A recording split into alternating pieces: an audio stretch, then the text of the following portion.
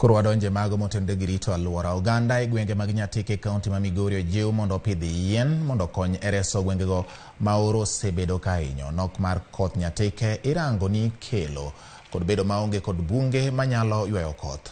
Jojuma nigi ler kowuok e kaunti ma Migori. Gwengego Makaler, Makalda, kaachiel kod got Kachola e sapondo ma Nyatike gin moko gwengego ma osebedo kuom gwengego ma osebedo kok yud koth maber ka bende mae koro skelore gwengego. Nok mar koth ni koro osebed ka itudo kod onge ma yiende moromo manyaywayo koth e gwengego. This idea of slash and burn I think should be discouraged. People should just be able to cultivate the land but leave the indigenous trees standing.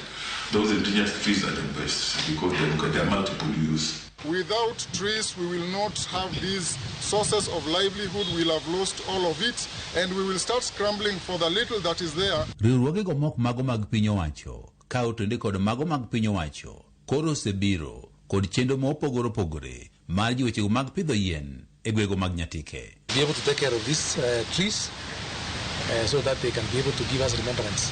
Piny owacho ka okalo kuom duolno ma ochune rito bunge mabende ong'ere kaka Kenya Forest Service bende dhi nyime kod keto kenge mopogore opogore mar jiwechego mag pidho yien kaachiel kod rito bunge e gwego mag Nyatike. We are appealing to our leaders to be able to support us so that we can be able to gazette areas like in Nyatike, Mirema, which are vast land which if left ungazetted, then there will be no.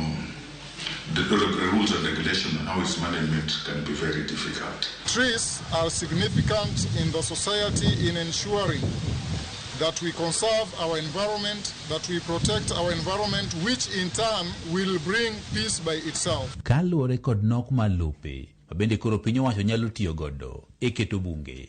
Oganda bende koro jiwo ni koro ti kod lop magintiere godo, to inye kuondego magipidhe cham, mondo koro gipidhe yiende kaka yo achiel mar ting'o malo kwan mag bunge e kaunti ma Migori. Another concept which is farmer management, natural regeneration, where we regenerate trees naturally within the farms without using seedlings. Just the germplasm which still exists in the soil. Then they make hedgerows and plant their crops in between. It has been very successful.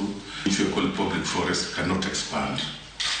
So the area we can expand to is in the farms. Lipot mawuok dolo mochune rito bunge e pacho kae yango ni kaunti ni ma Migori nitiere mana kod atamalo 3 mag bunge mabende kontie piny ne atamalo 10 mabende koro piny Kenya koro biro katemo mondo koro chopie.